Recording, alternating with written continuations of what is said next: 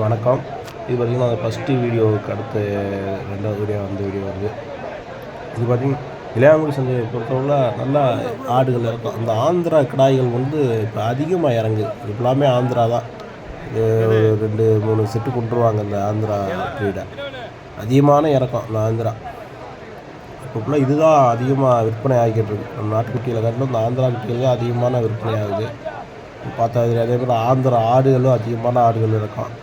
அதுதான் ஓரளவுக்கு சந்தையை பொறுத்தவரை அதிகமாக விற்பனை ஆகுது இப்போ உள்ள சூழ்நிலையில். இந்த கிடாயெல்லாம் பார்த்திங்கன்னா 13 ரூபா 14 ரூபா அந்த மாதிரி ரேட்டில் விற்பனை ஆகுது. அதனால் ஓரளவுக்கு கட்டுப்படி ஆகும். கறி கொடுக்க வைக்க எங்களுக்கு இது கொஞ்சம் கட்டுப்படி ஆகும். ஆனால் நம்ம இதே நாட்டுக்குட்டியாக இருந்தால் 18,000 19,000 சொல்லுவாங்க. வாங்கவும் முடியாது. 12 13 இந்த மாதிரி குட்டிகளாக தான் கொடுக்கவே மாட்டாங்க. இது ஆந்திராவனால் அனுசரித்து எதோ விட்றாங்க. நல்ல இது ஜோடி 26 25 அந்த மாதிரி ரேட்டில் அந்த ஆந்திரா பொறுத்தவரை அதிகமாக விற்பனை ஆகிட்டு இருக்குது. எடையும் நல்லா விழுகும். அந்த ஆந்திரா பொறுத்தவரை எடையும் மொத்த கறிக்கு நல்லா இடம் விழுகிறதுனால இதை தான் இப்போ அதிகமாக எல்லோரும் விரும்புகிறாங்க. நம்ம நாட்டு நாட்டுக்குட்டியில் கட்டணும். ஒரு ஆடு ஒன்று இருக்குன்னா 25 கிலோவுக்கு மேலே தான் விழுகுது. அதனால் இது நல்லா இருக்கும் அப்படின்னு வச்சுட்டு இதை வாங்குகிறாங்க வைக்கிறாங்க. ஃபுல்லாக அவங்களுக்கு தெரியும். இளையாங்குடியை பொறுத்தவரை வெள்ளாடு மட்டும்தான் இறங்கும். செம்பரி இறங்காது. அதிகமாக வெள்ளாடு கிடாய்கள் இதாக வெள்ளாட்டு இது தான் இறங்கும். செம்பரி அவ்வளோவா இறங்காது. 1-2 வரும். ஏதாச்சும் பக்கத்தில் உள்ளவங்க ஏதாச்சும் 1-2 விட்டுருவாங்க. மித்த அதிக இறக்கம் இருக்காது செம்பரி. இந்த மாதிரி கிடாய்கள் ஆடு வெள்ளாட்டை குட்டிகள் இந்த மாதிரி வாங்கினா இளையாங்குடி சந்தைக்கு வரலாம். ஆனால் சந்தையை பொறுத்தவரை ஒவ்வொரு நாளும் சரியான சூடாக இருக்கும். குட்டியே வாங்க முடியாது. ஒவ்வொரு நாளைக்கு கொஞ்சம் மந்தமாக கிடக்கும். இந்த வாரத்தை பொறுத்தவரை கொஞ்சம் ஓரளவுக்கு மந்தமாக தான் இருந்துச்சு சந்தை. ரொம்ப சூடுன்னா சொல்ல முடியாது. ஆடு இறக்குங்கள் நல்லா இருந்தது. இன்னும் எவ்வளோ தூரம் இறங்குதோ அந்தளவுக்கு விற்பனை ஆயிரும். கிடக்க கொஞ்சம் லாஸ்ட்டில் பார்த்திங்கன்னா கொஞ்சம் தான் கிடக்கும். ஓரளவுக்கு விற்றுரும். அதிகமான விற்பனையாக இருக்கும். இந்த ஞாயிற்றுக்கிழமை கடையினால கறிக்கடை விசேஷங்கள் அதிகமாக இருக்கனால இளையாங்குடி கொஞ்சம் எப்பயுமே சூடாக தான் இருக்கும். குறைச்சி இது பண்ண முடியாது.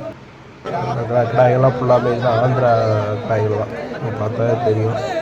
ஃபுல்லாமே ஆந்திரா கிடாய்கள் தான். கிடாயெல்லாம் ஒரு கிடா ஒன்று 12,500 கேட்டுருந்துருந்தாங்க. 13 ரூபாய்க்கு குறைச்சி கொடுக்க மாட்டேன் அப்படின்னு சொல்லிட்டு அண்ணன் மல்லு கட்டி வந்தாப்புல. நல்லா 2 பல்லு 4 பல்லு கிடாய்கள் தான். எல்லாம் ஒரு கிடா ஒன்று 20 கிலோ 28 கிலோ விழுவானு அவர் தான் சொன்னாப்புல. 20 கிலோவுக்கு மேலே தான் விழுவும் குறையாது. இதை போய் 12 ரூபா 12 கேட்குறீங்க அப்படின்னு சொன்னாப்புல. அது 13 ரூபா தான் லாஸ்ட்டாக பட்ட சொன்னாங்க. இல்லை அப்படின்னு சொல்லிட்டு இருந்தாப்புல. நல்ல கிடாய்கள் எல்லாமே. ஒரு 2 கிடாய் ரொம்ப 10வது கிடாய் இருந்துச்சு. மிச்ச கிடாப்பெலாம் நல்ல கிடா. ஒரு இதுன்னு சொல்ல முடியாது. கிடாய் எல்லாமே அருமையான கிடாய்கள். இதில் ஆந்திரா ஃபுட் தான் இந்த கிடாய்கள்லாம். ஆனால் கறி ஓரளவுக்கு டேஸ்ட்டாக இருக்குன்னு சொல்லுவாங்க. சில பேர் கறி ஒன்றும் டேஸ்ட் இல்லை அப்படின்னு சொல்கிறாங்க. நம்ம அந்த கைகள் எடுத்து சமைச்சது இல்லை தெளிவாக சொல்கிறதுக்கு. அதனால் நல்ல அதிகமான இறக்கத்தினால ஓரளவுக்கு குட்டிகள் கிடந்துச்சு. சந்தையை பொறுத்தவரை அதிகமாக தீரலை. குட்டிகள் கொஞ்சம் போட்டிருந்தாங்க. லாஸ்ட்டில் 1-2 விற்றாங்க. ஓரளவு சந்தை முடியும் போது பார்த்திங்கன்னா அவ்வளோ குட்டி இறங்குது. சந்தை முடியும் போது காணாம். ஓரளவுக்கு விற்றுருது. வச்சு குட்டிகளெல்லாம் விட்டுறாங்க. சந்தை காலையில் நைட்டு இறங்கும் போது நல்லா சூடாக இருக்கும் இந்த இடத்துல. அப்புறம் கொஞ்சம் போக அப்படியே கொஞ்சம் மந்தமாயிரும். மொத்த கறிக்கு இன்றைக்கி தான் வாங்கினா ஓரளவு கட்டும்.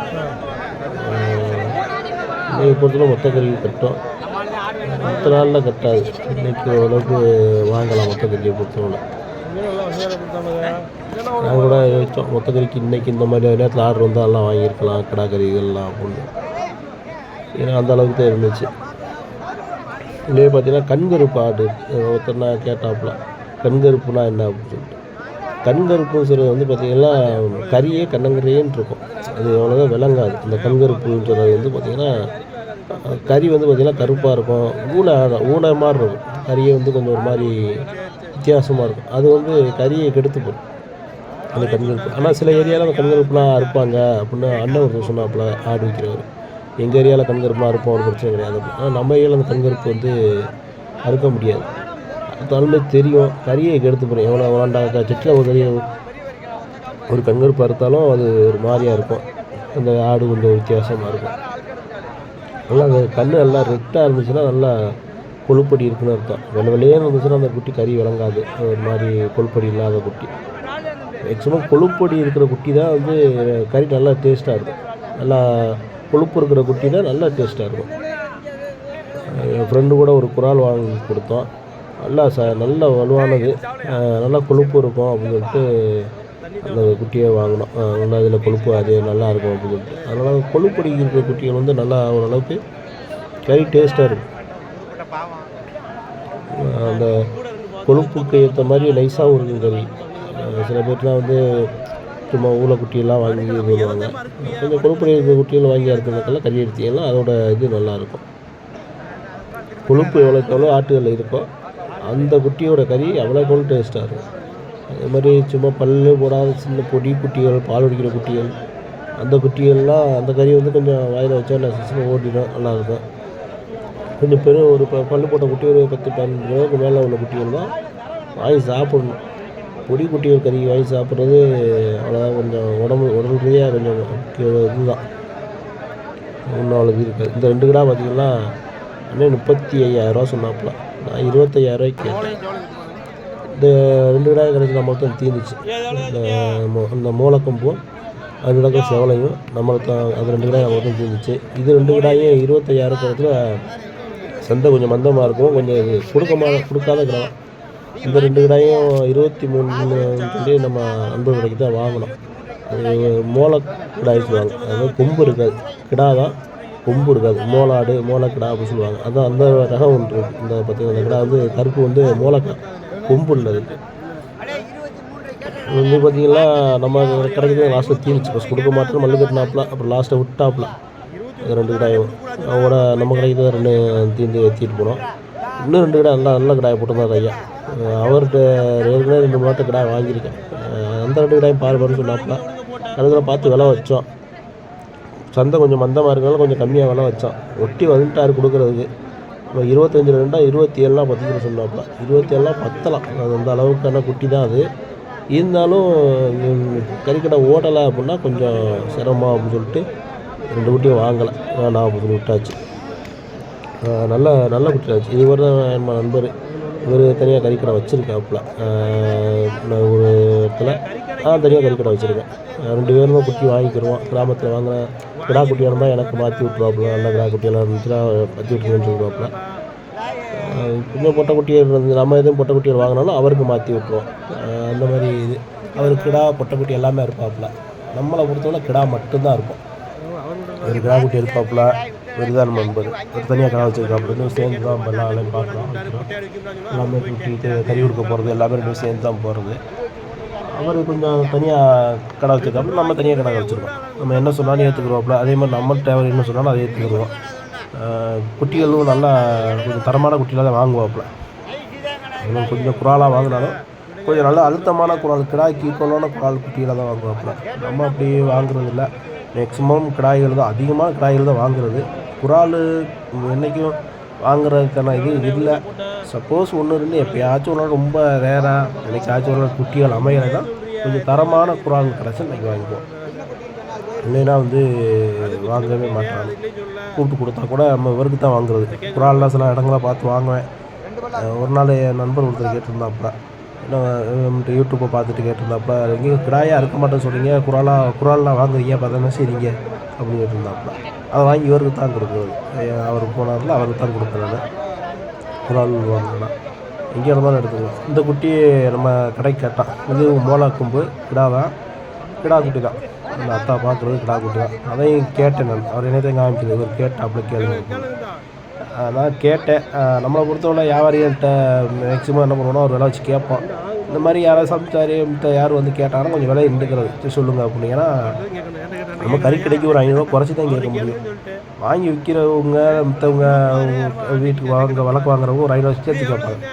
அதனால அவங்களுக்கு ஒரு 500 கிடச்சினா லாபம் தானே அப்படின்னு நாங்கள் ஒதுக்கிடுவோம். சரி கேளுங்க அப்படின்னு சொல்லிட்டு. இந்த மூலக்கடையை நான் 8,000 கேட்டு 9 கேட்டேன். லாஸ்ட்டில் 9 தீர்ந்துச்சு. அப்பாவுடைய பார்ட்னர் ஒருத்தருக்கார், அவர் கடைக்கு தான் போச்சு. அவர் தான் வாங்கினாப்புல. அதை கடைசி நான் போய் யதார்த்தமாக நான் அவர்கிட்ட போனேன். அவருக்கு எல்லாம் எடுத்துருந்தாப்புல. நான் குட்டியெல்லாம் வாங்கி முடிச்சு யதார்த்தமாக அவர் காசு பத்தலைன்னு சொல்லிட்டு காசு முன்னாடி போனேன். அப்போ பார்த்தா அந்த குட்டி வாங்கிட்டாப்புல. அப்போ நம்ம உடனே உங்கள் ஆளுதான் கேட்டாப்புல, காலையிலேயே கேட்டால் விடாமல் போயிட்டேன், நீ இப்போ வந்து 8,000 கேட்குறா, இது வீட்டில் வந்து கடைக்கு 9 நாங்கள் நான் 9 கேட்டேன் விட்டுங்க அப்படின்னு 9 தீர்த்து விட்டேன் அந்த குட்டியை. இதெல்லாம் ஆடு நல்லா பெருவட்டான ஆடு, நல்ல ஆடு, வலுவான ஆடு எல்லாம் பார்த்தீங்கன்னா. அந்த 2 குட்டி வாங்கி மதிப்பு போட்டாச்சு. அது 2 செவல கடாயும் கேட்டேன். இந்த 2 செவல கடாயும் கேட்டேன். லாஸ்ட்டில் ஓரளவுக்கு அனுசரித்து வந்துச்சு விட்டுருப்பாப்புல. நான் தான் அதை சரி குட்டி வீட்டில் அதிகமாக கிடக்கு வேண்டாம் அப்படின்னு விட்டு வைத்து விட்டு எனக்கு 200 கடைக்கு வாங்கிட்டாப்புல. ஒரு 1000 வித்தியாசத்தில் 200 போச்சு 200 ரூபாய். அது பல்லு போடலாம் அந்த சோளக்காய், அதான் நல்ல கிடாயாக இருந்துச்சு. ஆனால் பல்லு போடலாம், எல்லாம் சின்ன குட்டி தான். இந்த மாதிரி இருக்கும், நல்லா பார்க்க பெருவட்டு மூஞ்சி மாதிரி இருக்கும். ஆனால் பிடிச்சி பார்த்தா பல்லு போடாது, பொடி குட்டி ஆகும். அந்த கடாயெல்லாம் கறிக்கடையில் அறுக்கலாம், அதெல்லாம் பெரிய இது கிடையாது. அதெல்லாம் வந்து கறி நல்லா தான் இருக்கும். ஆனால் சின்ன குட்டியாக இருக்கும், அது பார்த்தா 4 உள்ளு கொடுத்துரும். பொடி குட்டியாக தரையோர கட்டை கட்டாது, அது பள்ளையாட்டி குட்டிக்குவாங்க. அது நான் பார்த்தா 4 உள்ள 5 உள்ள குட்டி, 4 உள்ள 6 உள்ள குட்டி. அப்படி மட்டும் ஏமாந்துருப்போம் அப்படிங்கிறத நாங்கள் அன்றைக்கி பள்ளையை பிடிச்சி பார்த்துக்கணும். குட்டிகள் சில குட்டிகள் மூஞ்சியில் பார்த்தாவே தெரியும், எல்லாம் குட்டியாக இருக்கும், சின்ன குட்டியாக இருக்கும், பார்த்தாவே தெரியும். இந்த பெருங்குட்டிகள் அதிகமாக வாங்குறது பெருங்காயை வாங்கினாவே பல்ல பிடிச்சி பார்த்தாங்க. 2 பல்லு மேக்ஸிமம் 2 பல்லு பல்லு போடாத குட்டி நல்லா பெருங்காய் எல்லாத்தையும் நான் வாங்குவேன் என் கடையை பொறுத்தவரை. மித்தது வந்து பார்த்திங்கன்னா பொடி குட்டிகள் வந்து நம்ம வாங்கவும் மாட்டோம், அறுக்கவும் மாட்டோம். கொஞ்சம் நல்லா அழுத்தமான குட்டிகளை தான் வாங்குறது. அந்த காயிலும் நல்லா அழுத்தமான காயெல்லாம் மாட்டாங்க. 10 கிலோவுக்கு மேலே 15 கிலோ 17 கிலோ அந்த மாதிரி ரேட்டில் வாங்குவோம். நல்லா அழுத்தமான காயாக பார்த்தா அந்த மாதிரி காயாக தான் வாங்குவோம். 14 கிலோ 15 கிலோ 16 அந்த மாதிரி தம்பி ஒரு குட்டியெல்லாம் கொண்டு வந்தால் கொடுப்பாப்புல. கொஞ்சம் பொடி குட்டியை கொடுப்பாப்புல, நம்ம நண்பர்களையும் கொடுப்பாப்புல, நம்ம தீர்த்து விடுவோம். அவர் ஒரு நல்ல குரால் போட்டிருந்தாங்க. அந்த குராலுக்கு அத்தனை சுற்றி நல்லா வலுவான நல்ல குரால், கருத்த குரால், நல்ல குரால். கடைசியில் என் நண்பருக்கு தான் தீர்ந்துச்சு, அவருக்கு தான் 11,500 கடைசியில் அந்த குராலை தீர்த்து விட்டேன். அதையும் தீர்த்து விட்டேன். அவரோட நல்ல குராலாக இருந்துச்சு. அவரோட சங்கடப்பட்டு இருந்தார், ரேட்டு அதிகமாக கொடுத்தாங்க ரொம்ப விட்டு நல்லா கொழுப்படியான முடியும் அப்படின்னு சொல்லிட்டு அவருக்கு வாங்கி கொடுத்தேன். இதில் ஆடு பட்டை ஆடு சொல்லுவாங்க, இது பேர் பட்டை ஆடுன்னு சொல்லுவாங்க. ஆடை பொறுத்த நல்லா இதெல்லாம் எட்டாவது சைடு உள்ள ஆடு அவங்களுக்கு தெரியும். நல்ல ஆடு, ஒரு ஆடு ஒன்று 20 கிலோ 22 கிலோ விழுகும். வலுவான ஆடு. ஆடுலாம் 16,000 வரையும் சொல்கிறாங்க. ஆடுகள்லாம் அந்த ஆடுகள்லாம் ஒரு ஆடு ஒன்று 16-15 ரேஞ்சு சொல்கிறாங்க. அதோட மொத்த கறிக்குன்னா இதெல்லாம் பார்த்தீங்கன்னா அரை கிலோ 700 முன்னாடி 600 கொடுத்துருந்தாங்க. இப்போ 650 700 வந்துருச்சு கறி ரேட்டு. 700 கொடுத்தாலும் கட்டாது உண்மையிலேயே. இந்த மாதிரி கறிகள்லாம் ஆடுகள்லாம் கண்டிப்பாக கட்டாது. இது நல்ல ஆடு. ஆடுகளை பார்த்தா தெரியும் உங்களுக்கு, நல்லா உயர்ந்தரமான நல்ல ஆடுகள். கறிக்கு தான் ஆகும். இந்த ஆடுகள்லாம் வளர்ப்புக்கு ஆகாது, மொத்த கறிகளுக்கு தான், விசேஷங்களுக்கு தான் அந்த ஆடுகள் ஆகும். இந்த 2 கிடாயும் பார்த்திங்கன்னா வச்சுருந்தாப்புல. அவர் 35,000 சொன்னாப்புல. நான் 25,000 கேட்டேன். ஆனால் கடைசியில் 27,500 28 முடிஞ்சிச்சு அந்த கிடாய். அது சும்மா தனியாக வச்சுருந்தாப்புல. இதெல்லாம் வந்து குட்டைய ஆடுகள் தான். ஆடுகள் நல்லா இறக்கம். இது நம்ம நாட்டாடு 2 ஆடு. அதனால் சந்தையவே இந்த ஆந்திரா பிரீடு தான் அதிகமாக ஆக்கிரமிக்கும். அதிகமான இறக்கம் இருக்கும். இளையாங்குடி சந்தையை பொறுத்தவரை ஆந்திரா வந்து நல்ல இறக்கமாக இருக்கும். அந்த அளவுக்கு வந்து என்ன பண்ணுறோம், ஆந்திரா எப்படி இது பண்ணுறோம், இது நிறையா வச்சு திட்டுறது. ஃபுல்லாக கிடாயுமே வலுவலுன்னு இருக்கும். பார்க்க அவ்வளோ ஷைனிங்காக ஒரு மாதிரி அப்படியே அழகாகவும் இருக்கும் கிடா பார்க்க. நல்லா பார்த்தாவே உங்களுக்கு தெரியும், நெல்லுன்னு இருக்கும் கிடா பார்க்க. எல்லாமே ஒரே மாதிரி போட்டால் குறுக்கெல்லாம் கை போட முடியாது. குறுக்கில் போட்டு இடையை கணிச்சிடலாம். கொஞ்சம் எலும்பு தட்டுச்சு அப்படின்னா பிடிக்கும் போதே கொஞ்சம் நலுக்கன்று இருந்துச்சுன்னா அது கொஞ்சம் கூட இடம் விழுகும். எலும்பு தட்டுச்சு அப்படின்னா அது கொஞ்சம் குறைச்சி தான் விழுகும், இடம் இருக்காது, கறிக்கட்டு இருக்காது அதில். அதனால இந்த குறுக்கில் கையை போடுறது இதெல்லாம் தீரலை. அப்படியே கிடந்துச்சு. ஆந்திரா தான் ஃபுல்லாக. ஆந்திரா தான் நல்லா ஓரளவுக்கு விற்கவும் இருந்துச்சு, கிடக்கவும் இருந்துச்சு. ஆடு வந்து பார்த்திங்கன்னா ஒரு 8 மணியே போல் உள்ள நிலம், 9 மணி முடிய சந்தை போடும். ஒரு 8 மணியே போல் உள்ள நிலவரம். எவ்வளோ சந்தை நிற்க ஆள் இடலாமல் இருந்துச்சு. அப்புறம் போக போக ஓரளவுக்கு விற்றுருச்சு. உலகம் நல்லா விற்றுச்சு. அப்படி ரொம்ப வேகமாக விற்றுச்சுன்னு சொல்ல முடியாது, விற்றுச்சு, ஓரளவுக்கு நல்லா விற்றுச்சு. இவர்கிட்ட அந்த கிடா 2 எப்படி வாங்கிடலாம் அப்படின்னு சொல்லி சுற்றி வந்தேன். இந்த செவலை கிடாயும் இந்த கருத்த கிடாயும் ஐயா விடுவோம்னான்னு சொல்லிட்டாப்புல. ஏதோ உனக்காட்டியானா 27 10 ரூபாய்க்கு சொன்னாப்புல. வாங்குகிற நோக்கம் நம்ம இல்லை, அதனால் கொஞ்சம் விட்டாச்சு. வாங்குகிற நோக்கம் தான் 27 கொடுத்தோட வாங்கலாம். அந்த கிடா நல்லா வலுவான கிடா, அந்த கிடா சோள கிடா தான், பல்லு போடாத கிடாவை, நல்ல கிடா. இன்னும் இந்த கிடா சரி கருத்த கிடா கொஞ்சம் லைட்டாக பற்றா இருக்கிறாங்க. அந்த செவலை நல்ல கிடா. ஆனால் நானும் சுற்றி வந்து பார்த்தேன். அவர் இல்லை நீங்கள் கேட்குற விலைக்கு தம்பி வேண்டாம் அப்படின்னு சொல்லிட்டோம். நம்ம கறிக்கடைக்கு கொஞ்சம் இது பண்ணாது. அண்ணன் கூட சொல்லுங்க வாங்கலாம் தம்பி அப்படின்னு சொல்லி கூட சொன்னாப்புல. நம்ம கொஞ்சம் யோசிச்சுட்டோம், குட்டிகள் வீட்டில் கிடக்கு வாங்கி போட்டால் கிறங்கி போகும். என்னென்னா சந்தையில் பொறுத்தவரை குட்டிகள் வாங்கிட்டு போனால் கிறங்கிடுது. அடுத்து அந்த இடையை நம்ம எடுக்க முடியல, கொஞ்சம் சிரமப்பட வேண்டியதாக இருக்குது. அந்த அளவுக்கு நம்மளுக்கு வியாபாரம் இருந்துச்சுன்னா பிரச்சனை இல்லை. வியாபாரம் கொஞ்சம் நல்லா இருந்துச்சுன்னா வீட்டில் வச்சு சமாளிக்க முடியாது. மேக்ஸிமம் இவங்களாம் வியாபாரிகள்லாம் ஓரளவுக்கு பாடம் பண்ணி கொண்டு வர்றதுனால வீட்டுக்கு போனால் ரொம்ப போயிடுது, முதல்ல காப்பாற்ற முடியுது. அதனால கொஞ்சம் சிரமப்படுறோம், வேறு ஒன்றும் கிடையாது. அதனால இப்படி குட்டி வாங்குறது, அதனால தான் சம்சாரிகிட்ட குட்டி வாங்க ஆசைப்படுறது. அது வீட்டுகளில் போட்டாலும் அதெல்லாம் கிடக்கும். நம்ம அந்த ஃப்ரெண்டுகிட்ட ஒரு கால் கொடுத்தாப்புல, அதுக்கு வந்து நம்மகிட்ட சொல்லிட்டு போனாப்புல, கொடுத்துருக்கிறேன் பின்னே பொண்ணு, அதெல்லாம் ஒன்றும் பிரச்சனை இல்லை, அவர் கூட வந்துடுறேன் போது வந்துடுவோம், அதை சரின்னு போயிட்டாப்புல அவர். நான் லாஸ்ட் மினிட் நின்று பார்த்து இந்த 2 குறால் எப்படி அமைச்சிருவோம் அப்படின்னு. இந்த 2 கிடாயும் அவர் மசையலை சொல்லிட்டாப்புல, 25க்கு வராது தம்பி, நீ வேறு எல்லாம் போய் பாருன்னு சொல்லிட்டாப்புல. நல்ல கிடாய் பார்த்தா தெரியுது அவங்களுக்கு, நல்லா இந்த கிடாய் பார்க்க நல்லா.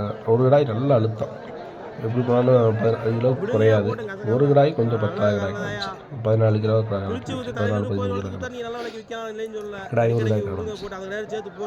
ஒரு வியாபாரி தான் ஐயா, புத்தத்தில் வியாபாரத்தில் நல்ல கிடாய்கள் கொண்டு வருவார். அவங்க மயனும் இருப்பாப்புல, அவரும் வந்து 2 வயசு இருந்தால் அவங்க பார்ப்பாங்க நினைக்கிறேன். 2 கிடாய், அந்த கருத்த கிடாய் கொஞ்சம் 10 கிடாய். இந்த கிடாய் நல்ல கிடாய், செவல கிடாய் நல்ல கிடாயாக இருந்துச்சு. இது வந்து ஒரு 8 மணிக்கு மேலே உள்ள இது பார்த்தா தெரியும் உங்களுக்கு. ஓரளவுக்கு இதாகிடுச்சு பாருங்கள், சந்தையை கிளஞ்சிருச்சு. அவர் சொல்லியே பார்த்து வச்சுட்டு இருந்தார். கடைசியில் சரி எப்படியும் தீர்ந்துடும் நம்மளுக்கு அப்படின்னு நினச்சேன். அது பார்த்தா கடைசியில் ஒரு 1000 ரூபா இன்னொரு ஆளுக்கு தீர்ந்துச்சு, கிடாய்க்கு 200 இன்னொரு ஆளுக்கு தீர்ந்துச்சு. சந்தையில் அதுதான் ஒரு விஷயம். விற்று வாங்கி விற்காது அப்படின்னு நினைப்பான், அது விற்று போகும். விற்றுமே நினச்சிட்டு காசு அதிகமாக கொடுத்து வாங்கி போடுவோம், அது பார்த்தா விற்காமல் போகும். அந்த மாதிரி அதிகமாக சந்தையில் நடக்கும். அது சில இதெல்லாம் கொஞ்சம் அந்த மாதிரி ஏமாறுறது உண்டு. சந்தையை ஓரளவுக்கு கிளஞ்சிருச்சு. குட்டிகள்லாம் ஓரளவுக்கு விற்று ஆடுகள் எல்லாம் விற்றுருச்சு. இன்னும் 2 மாதம் கிடந்துச்சு, இன்னும் அதிகமான இனி இல்லை. இவர் இந்த கிடாயை அந்த பக்கம் பார்த்துட்டு போனாங்க, அவங்க தான் வாங்கினாங்கன்னு நினைக்கிறேன். அந்த கிடாயை அவங்களும் சுற்றி வந்தாங்க அந்த கடைக்கு.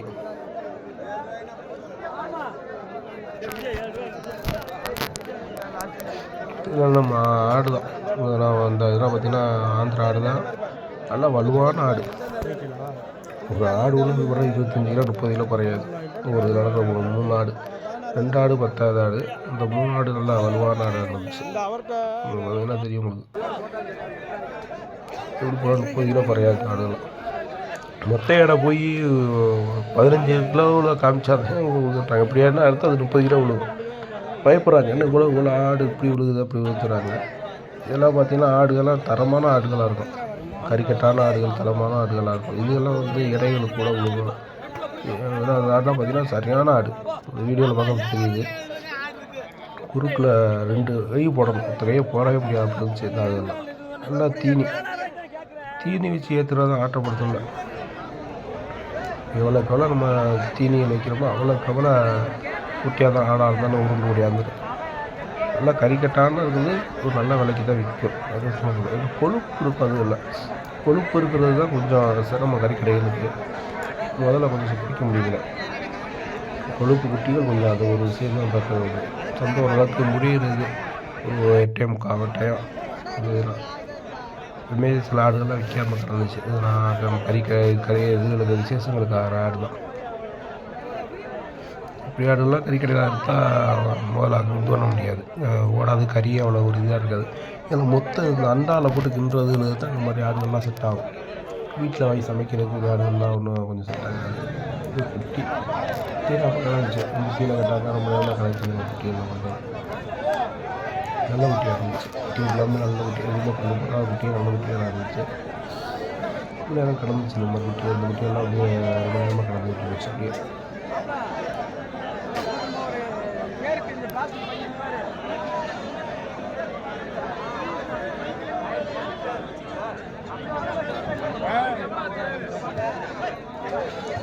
இது பிள்ளைங்க முடிஞ்ச டயம் நம்மலாம் கிளம்ப போகிற டயம்.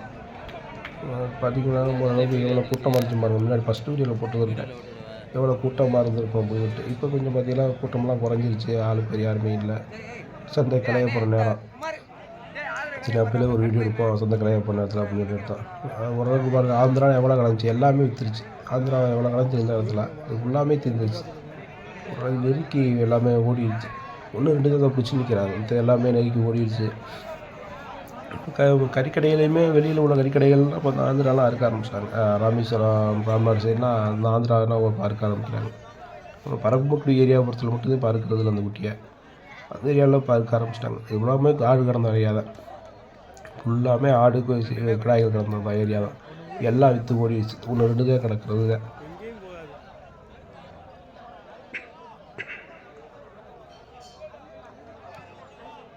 கோல்டு பிடிச்சதுனால வாய்ஸ் ஒரு மாதிரி இதாக இருக்கும். உடம்பு சரியில்லை 2 நாளாக. அதனால் கொஞ்சம் கோல்டாக இருக்குது. அதனால் வாய்ஸு கொஞ்சம் வாய்ஸு சும்மாவே ஒரு மாதிரியாக தான் இருக்கும். கோல்டு பிடிச்சதுக்கும் வாய்ஸ் கொஞ்சம் ஒரு மாதிரியாக இருக்கும். சரி வணக்கம்.